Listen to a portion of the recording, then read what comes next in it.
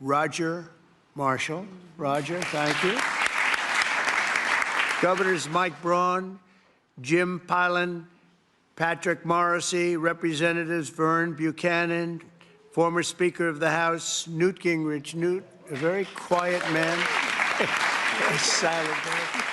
Nice to see you, Newt. 4 months ago, I created the Presidential Commission to Make America Healthy Again, and today the Commission officially delivers its first report on childhood health. Here are just some of the alarming findings, and they really are alarming. It's unbelievable, terrible. More than 40% of American children now have at least one chronic health condition. Since the 1970s, rates of childhood cancer have soared in many cases by nearly 50%, 50%. Well, in the 1960s, less than 5% of the children were obese. Now over 20% are obese. A few decades ago, 1 in 1, think of this one. This is, to me, the one that gets me every time, and it seems to be getting worse.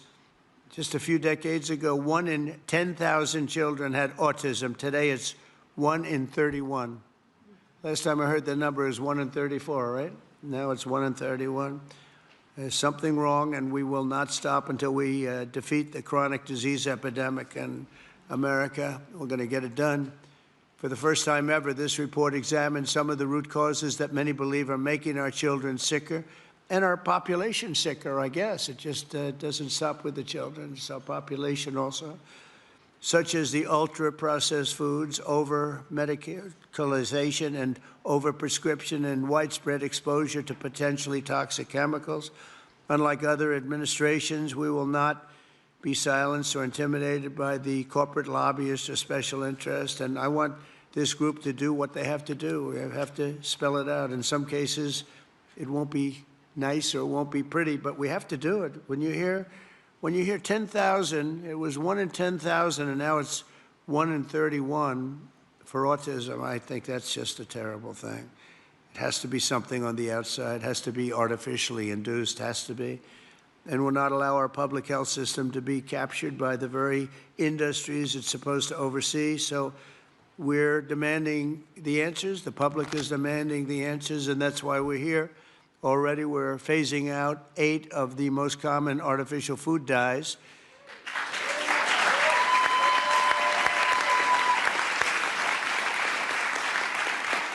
And we ended the most serious conflicts of interest at the FDA. We had a lot of conflicts over there.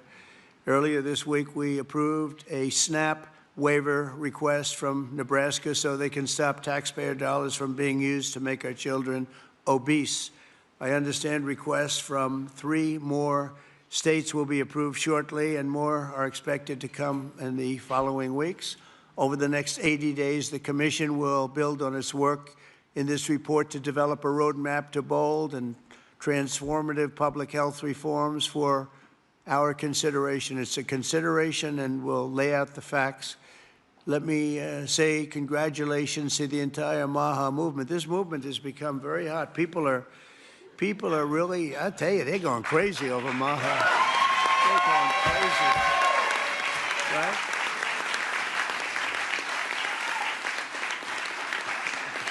And I look forward to continuing the historic progress. And I will say this whole group, this whole table, they're very, you know, I use a word that's, because it's a beautiful word, actually. The Democrats took it and they used it instead of the word liberal. They used the word progressive.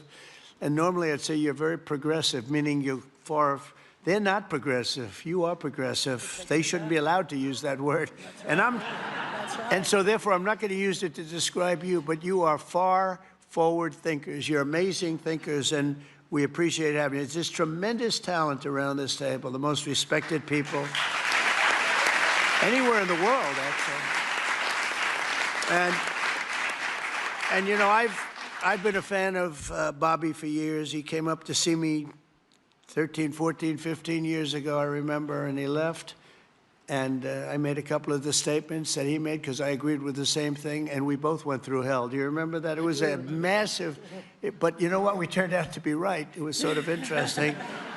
But I've been a friend of Bobby, and he's been a foe, too. You know, he's tried to stop a couple of my jobs. In one case, he did stop a job, and I was really angry. And then about 4 months later, we went into like a depression, and I saved a hell of a lot of money by the fact that you stopped it. You're welcome. So I never minded. I always said, thank you very much for stopping that big job I was going to do. But he's a fantastic guy, and Bobby, we're with you all the way, and your beautiful wife is right sitting in the front row, and she's always been right there with you. And you know, it was very interesting. When Bobby came, I really wanted Bobby to join, and he was doing very well as a candidate, really well. He was being treated very unfairly by the other side, but he was doing so well that they treated you unfairly. They had no choice. I think they said, in order to qualify, Newt, you had to have 80% of the vote, okay? Do you remember that deal? You had to have 80% of the vote in order to qualify to run against Joe Biden. And Bobby thought that was a little unfair, and that was about it. And he came on board, and we got very lucky. But you really helped, and I want to thank you very much, really. We're with you all the way. Thank you very much.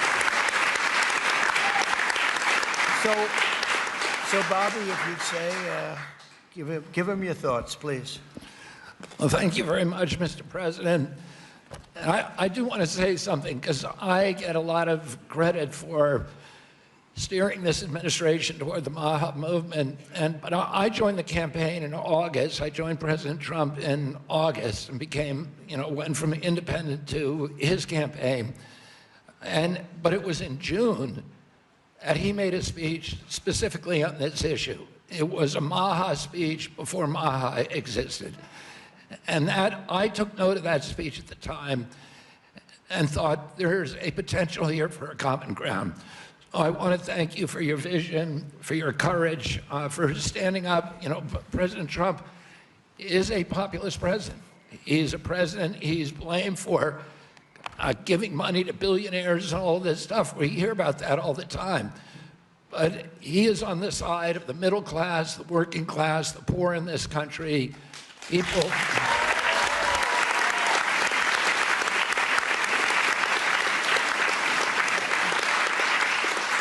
And I've been following, I've met every president since my uncle was president, and I've never seen a president, Democrat or Republican, that is willing to stand up to industry when it's the right thing to do, and they're willing to talk about really difficult issues and to hold his stand on those issues. I've never seen anything like it, and I'm very, very grateful to you. I've sat with industry again and again in a room with him and heard him say, we can't do that. We're going to do something different, deliver news that they didn't want to hear.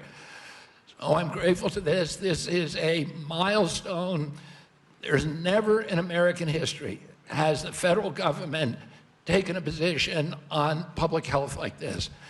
And because of President Trump's leadership, it's not just one cabinet secretary, it's the entire government that is behind this report. And I can say again, I talked a little bit about when I met Rachel Carson as a boy.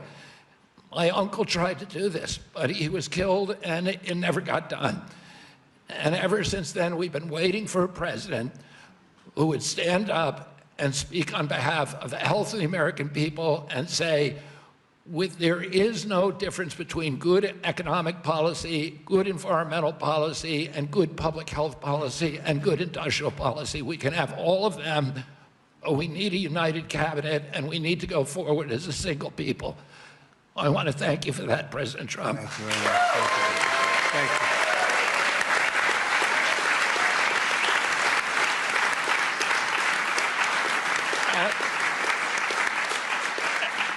At its core, this report is a call to action for common sense. We've relied too much on conflicted research, ignored common sense, or what some would call mother's intuition. It's common sense that ultra-processed, nutrient-poor food contributes to chronic disease. It's common sense that excessive screen time and isolation lead to anxiety and depression, especially in children. It's common sense that exercise and healthy food should come before prescriptions and surgery. It's common sense that not all calories are equal in nutritional value. It's common sense that over-medicating kids is dangerous. It's common sense that we can celebrate the innovations of modern life while also demanding fearless inquiry into ameliorating the negative effects of medication, agriculture, and environmental practices. It's common sense that research funded by corporations deserves more scrutiny than independent studies. I'm so proud of this cabinet, and particularly Secretary Rollins and Administrator Zeldin, who, again, I'll say it a third time, work late nights, early into the morning to make this happen, and to all the leadership from the White House staff, beginning with Stephen Miller and Heidi Overton, Dr. Heidi Overton, with Vince Haley.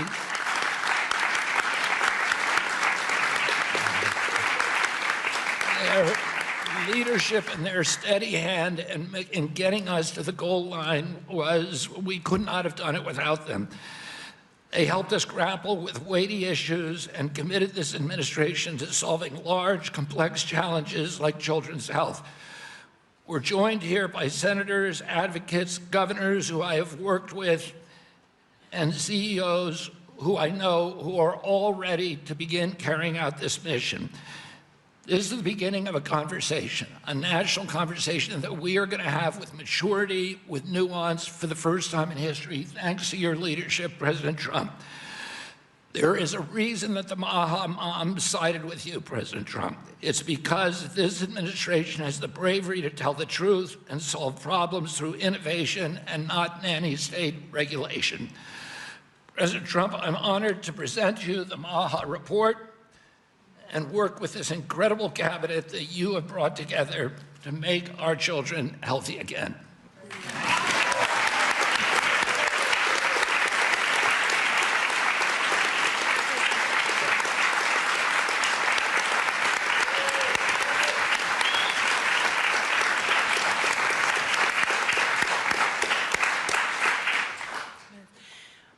Three things. First, on behalf of an extremely grateful nation, and on behalf of a lot of extremely grateful Maha moms who are out there, Secretary Kennedy and Mr. President, thank you.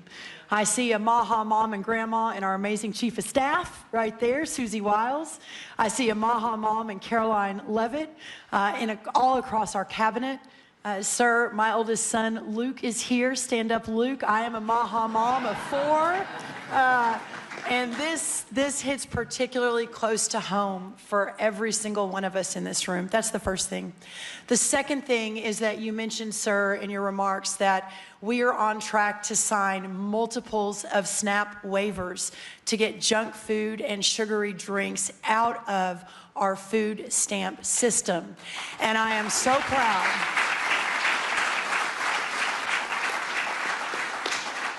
I am so proud to announce that on Monday, I was in Nebraska with Governor Pillen, where we signed the first one. An hour ago, I signed the second one for Governor Braun in Indiana. He may not even know that. I've got it right here, sir.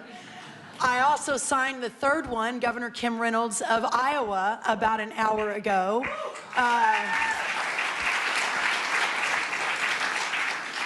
With a half a dozen more coming down the line.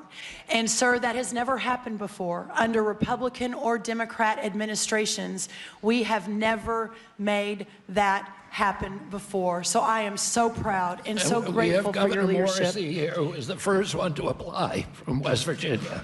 Oh, Governor Morrissey.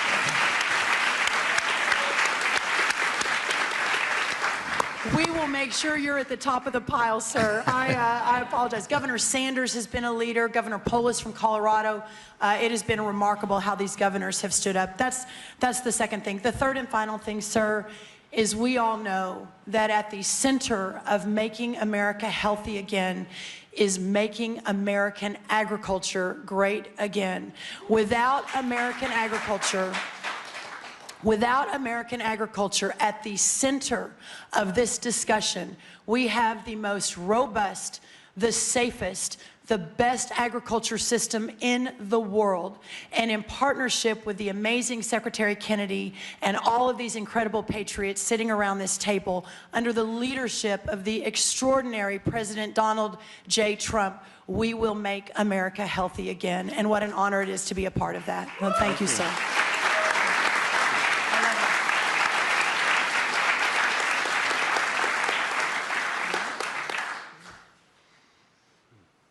Mr. Policyman, you want to say something? Big policy man here. Well, so much has already been said, but in your remarks, Mr. President, you made clear. This is Vince Haley, by the way. In your remarks and in the report, it's very clear that there are no sacred cows when it comes to our children's health. We are showing the courage to turn over every stone to figure out, to investigate what is behind the chronic childhood disease crisis, and that's what this report represents, sir. Thank you, Vince. Thank you very much. By the way, you wanted to have other people speak? We've had everybody speak. Oh, good. Most have already spoken. That's very good. But the fake news wasn't here. What's going on? I mean, Oz, I want to thank you for your work. Would you have anything to say to the media? Thank you, sir. I think it's a moral failing if we don't address this, but it's definitely a financial failing as well. 50% of children are on Medicaid or on the CHIP program. It is an obligation we all have to address this reality. As you know, the cost of Medicaid has gone up 50% in 5 years. Right. I thank you very much for having the bravery to commission this report, and Secretary Kennedy, Secretary Rollins, Lee Zeldin, and everybody else on this panel for being able to effect what has not been done since this law for Medicare and Medicaid was written in 1965. God bless you. Thank you very much, Oz. Thank you.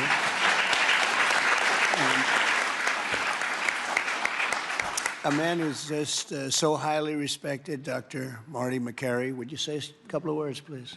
Thank you, Mr. President. The United States is the best in the world when it comes to proton beam therapy, CAR-T, sophisticated operations. But when it comes to the health of the population, it's been a 50-year failure. And we have got to change course, and it's not until you have had the courage to let us take on these giant issues, as Vince Haley said, without any sacred cows, that we've been able to change. And I think this will transform our healthcare system from a reactionary system where doctors are playing whack-a-mole to a proactive system. So thank you, Mr. President. Thank you very much. Thank you, man. Highly respected man. Jay, please say a few words. Thank you. Thank you, Mr. President. I said earlier already that it's shocking to me that what this report says, which is that our kids will live less long, less healthy, more unhappy lives than we will as parents. We can't have that. I'm so proud to be part of this moment because that doesn't have to be the future. We can change things by doing excellent gold standard science, understanding the root causes of all these problems, reversing it. And Mr. President, this is an enormously important moment because it's from this moment forward, we will reverse course so our kids will live longer than us, will live more healthy than us, and will be happier than we have been. Thank you. Thank you very much. Thank you. Thank you, Jay. Good job, too.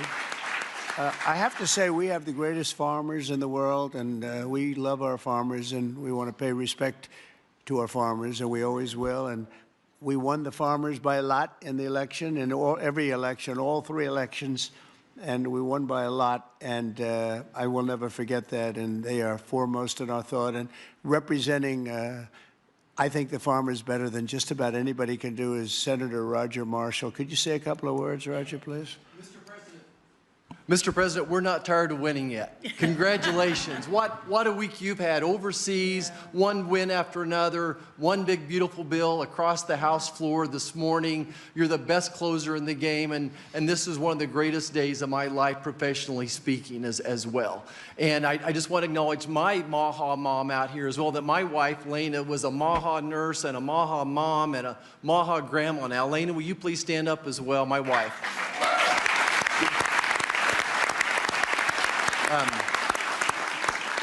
Mr. President, as you know, I spent 25 years delivering babies most every day. We saw a huge epidemic of diabetes, of pregnancy, and this has exploded in so many different directions now. We have an epidemic in mental health in our youth, obesity rates 20%, 30%, of our children on a prescription drug, 60%, 70% of adults on a prescription drug. We can do better than this.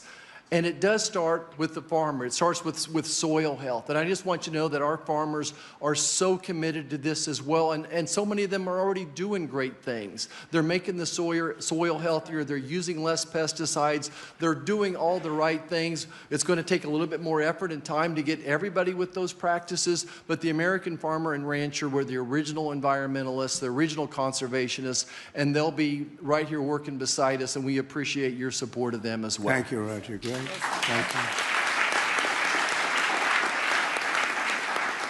So I think I'll close by just saying that something happened a week ago that was very, very important, profound, but very important in so many ways. For years, I noticed that other countries paid much less for drugs and pharmaceuticals than we did. But I don't mean 2% less or 10%, which would be good, but I don't mean 20 or 25 or 30%. I mean, sometimes we paid 10 times more, 12 times more, 13 times more than other countries, where people from our country would be seen going into Mexico and seen going into other countries, leaving on trips and bringing their drugs home because they'd get in London, they'd be able to buy a drug for 1/10 the price of what it costs in New York City. And I watched this. And I watched it during my term, and I didn't like it. I didn't like it. And it's a very complex system, but, you know, we're smart also, maybe much smarter than they are. And at some point, we had to figure out, and I heard it was the middleman. Nobody told me who the middleman was. Nobody knew who the middleman was. Nobody ever heard. All I heard is the middleman. I said, they've got to be the richest people in the world, whoever they are. We don't even know if there is a middleman. All I know is that the drugs were 10 times higher and sometimes more than that. And I really got into it over the last year, and I figured the whole system out. And for various and sundry reasons, the United States of America was being screwed, and we were being taken advantage of and being laughed at for years and years. And I said, it's not going to happen anymore. And I brought a great gentleman, the head of Eli Lilly, in, who's great. He really is. He's great. He's done a fantastic job, and others also of the companies. And I'd have it out with him. I had debates with him, actually, and pretty much it was a debate that was impossible to lose. You had to be a real bad debater to lose that debate because they couldn't justify it. They tried to say, well, you know, we pay for research and development, and the United States has agreed to pay for 100%. I said, why? Why are we paying? And by the way, that wasn't even the number because it's still way too high if you took all the research and development. But you have other countries that are a lot more vicious than us in terms of their representatives. And they'd set a price for a drug and they'd say, tell the United States to pay for the rest. We were subsidizing the whole world. And I said, we're not going to do that anymore. We've been a laughing stock for so many years. The last 4 years, we've been a laughing stock. I said it. We were a laughing stock, and now we're the most respected and we're the hottest country in the world. We're going to remain that way. We're going to do that with drug costs, too. And so I said, I'm going to do something that's a very unpopular thing to do with a small number of people, mainly the people that own the drug companies and others. And I'm not even blaming them. They were able to get away with it. But it was really other nations that took advantage of us because the drug companies were under their thumb. And they would say, this is what I'm going to pay. And the European Union was right at the top of the list. Let me tell you, we're going to pay $20 for this, and we're not going to pay any more. And America would pay $240 for the same thing that they're paying $20. They said, tell America to pay for the rest. And for years, they went along aimlessly, and they did it. And I started making changes, and I'll never forget the end of my first term, which was very successful. We had the best stock market ever. We had the best economy ever of any president. We went up 88% in the stock market, as an example, and I think 116% in one of the other indices. And we had, we're doing well, but this whole thing with the drug costs always bothered me. And I started really studying it, and it's very complicated stuff. And I said, you know what? We are paying so much more, and I demanded favored nations. We're the biggest buyer, we're the best buyer, we're the most solid buyer, we're the one that paid for all of the research and development. And I said, we're going to do something that's earth-shattering. So at the end of my first term, I was so proud because it's the first time in 28 years that any president reduced drug prices during the course of 4 years. And you know what the number was? 1/4 of 1%, but it was down. 1/4, think of it, 1/4 of 1%, very little. Essentially, they remained the same. But I wanted to get it down, and I was so proud. I thought I was the greatest guy in the world. I took it down 1/4 of a percent, and I had news conferences. I was bragging. I'm the only one that did it 28 years. And then I said, that's not very much, because we were still paying so much more. And I decided I've got to break the system. And it's the most powerful lobby in the world, the drug company. The most powerful they are, the most powerful. And I'm not saying bad, good, I'm not saying anything, but they have tremendous power over the Senate, over the House, over the governors, over everybody. And they spend more money, billions and billions of dollars. And I said, I don't care. I have to do what's right. And I declared a favored nations, most favored nations, where the United States from now on is going to pay the exact same price as the lowest price anywhere in the world. In other words, if you take, right? In other words, if you take the country that's paying, and let's say in a certain part of, there may be some country out there that pays a little bit less for very good reasons because of the fact, a thing called poverty or whatever. But we take the lowest country, say European Union countries as a whole, that would be fine. Or take individual countries within the European Union, or take various countries that nobody's even heard about. We pay the lowest. And what that's going to mean, and I'd like to put somebody to police it, because it should start immediately. It shouldn't start in 2 years, 3 years, 5 years. They'll say, yes, it kicks in. They always say kicks in, Marty. It kicks in, sir, in 4 years, and then 4 years they get it changed. It should mean, so remember I told you I was happy with 1/4 of 1%. It could mean anywhere from 70% to 89% reduction in drugs and pharmaceuticals. That's a little different, right? And I've actually had some congressmen call me and they say, sir, can we talk about this? I said, no. They wanted to talk because, there's tremendous power against them. And I understand that. And every one of them was covered. Senators were. I see Roger smiling, and Roger probably was too. But you know what? He wants to do the right thing, right? He wants to do the right thing. And we're doing the right thing. We're taken advantage of, and forget the drug company, we're taken advantage of by other countries that insisted with the drug companies that they were going to pay X dollars, and we're not paying any more, and you're not doing business here. And they were nasty about it, because these people are almost sort of afraid of them. And we are going to now get a reduction in drug costs of up to 89% in some cases, but 50% would be a bad number. So think of that. 50% versus 1/4 of 1%. Think of that, 85, 89, 91, 72%. It's going to be massive numbers. It's going to be incredible for Medicaid, incredible for all forms of health care. Medicare is going to have a huge impact, so big that nobody can calculate it. I mean, this thing could drop by 25, 30%. The drugs are a very big part of it, right? So very big part. So it'll affect everything. It'll affect your whole life. The amount of money you're going to be saving is going to be incalculable. Nobody can believe I had the courage to do it. I don't think it's courage. I think it would have been courage not to do it. I tell you what, not to do it would have taken far more courage, because I was tired of it. And I was listening to these guys, and they make a lot of money every year, millions and millions of dollars a year. And I agree, because at the beginning, because of the complexity, you'd walk out of a room, you'd hear them talking, and, they almost convince you that it's a great system, it's a wonderful system, even though we were paying 10 times more. That's why they make $30 million a year, because they were good, but not any longer. And one of them just threw up his hands after I was just pounding on him. He said, I can't do it anymore. It's the hardest thing I have to do is trying to justify this damn thing. I can't do it anymore. One of the biggest companies, I just can't do it anymore. You're right. And as soon as he said that, that was like incredible, because I understood exactly he couldn't do it. He said it's the hardest thing he had to do is trying to justify why we're paying $200 for something and somebody else is paying $12. That is a neighboring country. Take Canada.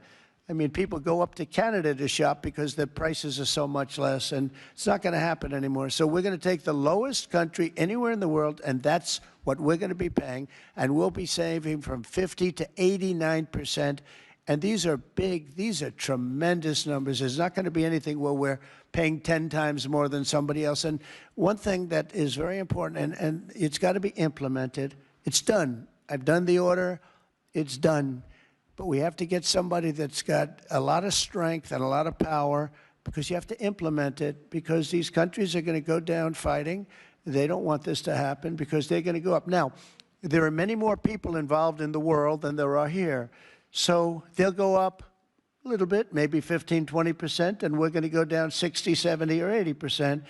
But they will fight the drug companies. The drug companies are very worried that they're going to fight, and that's okay. If they fight, we'll just say, that's okay.